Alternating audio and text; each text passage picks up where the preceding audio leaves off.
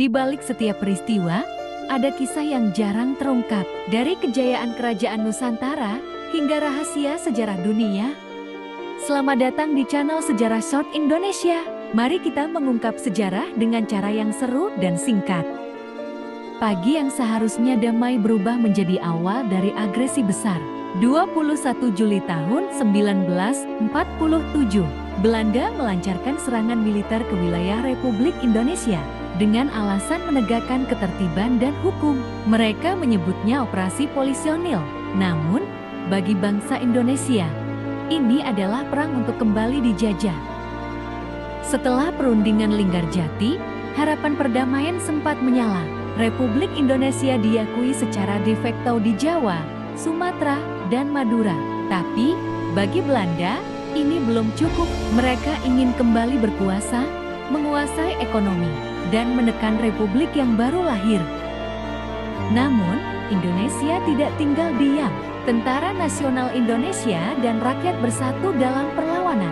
Perang tidak hanya terjadi di medan tempur, tapi juga di ring diplomasi internasional. Sejarah mencatat berbagai peristiwa yang membentuk bangsa. Salah satunya adalah aksi polisionil, operasi militer yang dilancarkan Belanda terhadap Indonesia setelah proklamasi kemerdekaan. Dalam babak ini, perjuangan bangsa Indonesia untuk mempertahankan kemerdekaan menghadapi tantangan besar. Bagaimana peristiwa ini terjadi? Apa dampaknya bagi perjalanan sejarah kita? Mari kita telusuri lebih dalam video ini.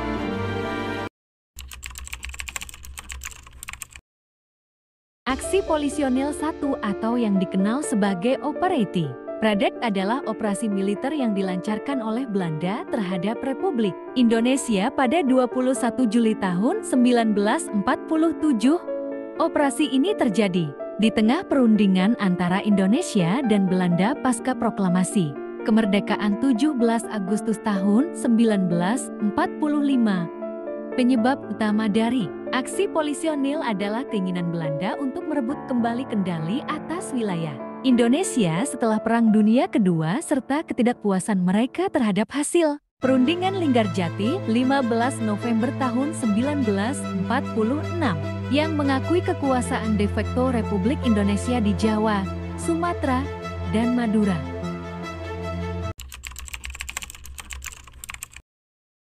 Pada 21 Juli tahun 1947, Belanda melancarkan serangan ke wilayah Republik Indonesia dengan alasan menegakkan ketertiban dan hukum polisional akti, padahal sebenarnya itu adalah agresi militer untuk merebut kembali wilayah-wilayah ekonomi strategis seperti perkebunan, pertambangan, dan pelabuhan.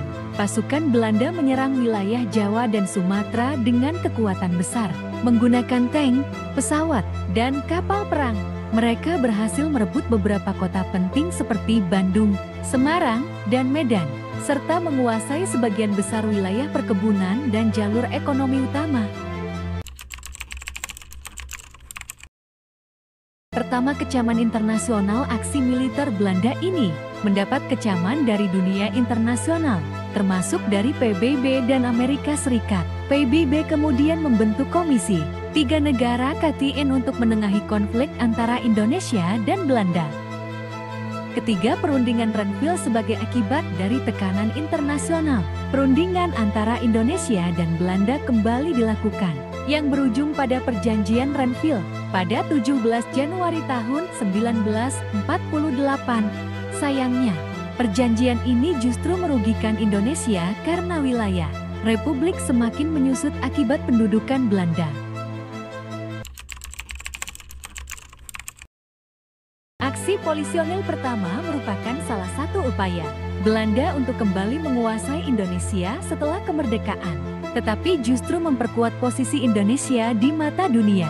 Meski mengalami kemunduran secara wilayah, perjuangan diplomasi dan gerilya tetap berlanjut hingga akhirnya Belanda benar-benar mengakui kedaulatan Indonesia pada 27 Desember tahun 1949 setelah Konferensi Meja Bundar KMB. Dan aksi polisionil pertama menunjukkan bahwa kemerdekaan tidak diberikan begitu saja. tetapi harus diperjuangkan dengan pengorbanan besar. Seperti yang dikatakan Bung Karno, perjuanganku lebih mudah karena melawan penjajah. Perjuanganmu lebih sulit karena melawan bangsamu sendiri. Semoga kita semua dapat mengambil pelajaran dari sejarah ini. Terima kasih telah menonton, sampai jumpa di video berikutnya.